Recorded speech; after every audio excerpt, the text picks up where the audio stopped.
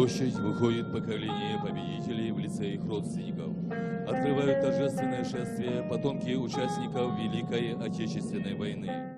Парадным строем вдоль главной улицы Магаса шествуют те, чьи предки внесли неоценимый вклад в победу над фашизмом. Спустя десятки лет, словно вернувшись из прошлого, они вновь шагают в бессмертном полку. Рядовые солдаты, пулеметчики, командиры и герои России. Ставшая традицией, в этом году акция соберет еще больше участников. Ахмед Хамхоев, к примеру, вовсю готовится к предстоящему празднику. Гвозди, молоток и старые фотографии деда, сделанные еще год назад штендер, молодой человек решил чуть-чуть обновить.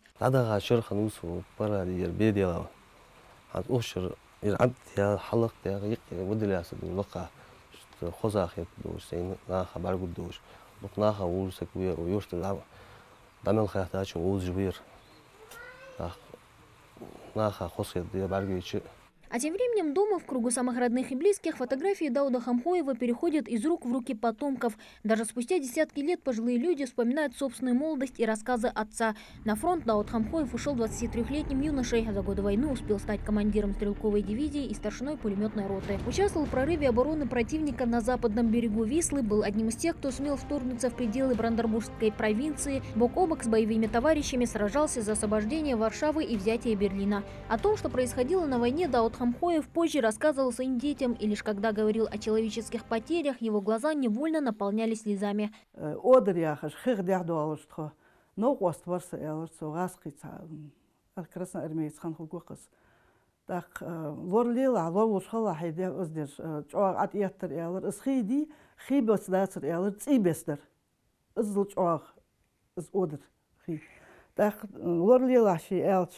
Ай сон хамдер дас даут сом дачак вагон ан пхминот ян яцер ялар сом хитс ачбудер $40 дадалт сом ачбудер хан.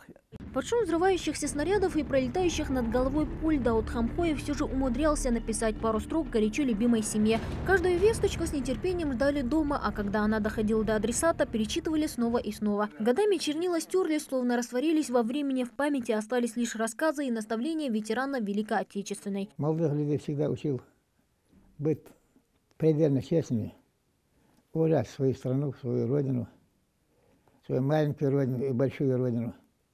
Это его частые такие беседы с нами были. Он всегда говаривал: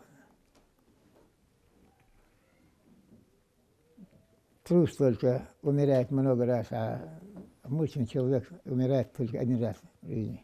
На него равнялась молодежь, и его безмерно уважали старшие. В годы войны Дауд Хамхоев отличился верностью, мужеством и отвагой, за что был удостоен ордена Отечественной войны первой степени, Красной звезды и медалями за отвагу. Уже через несколько дней его фотография вновь украсит ряды бессмертного полка, как доказательство того, что подвиг ветерана не будет забыт. Мадина Пугоева, Адам Далаков, Новости 24.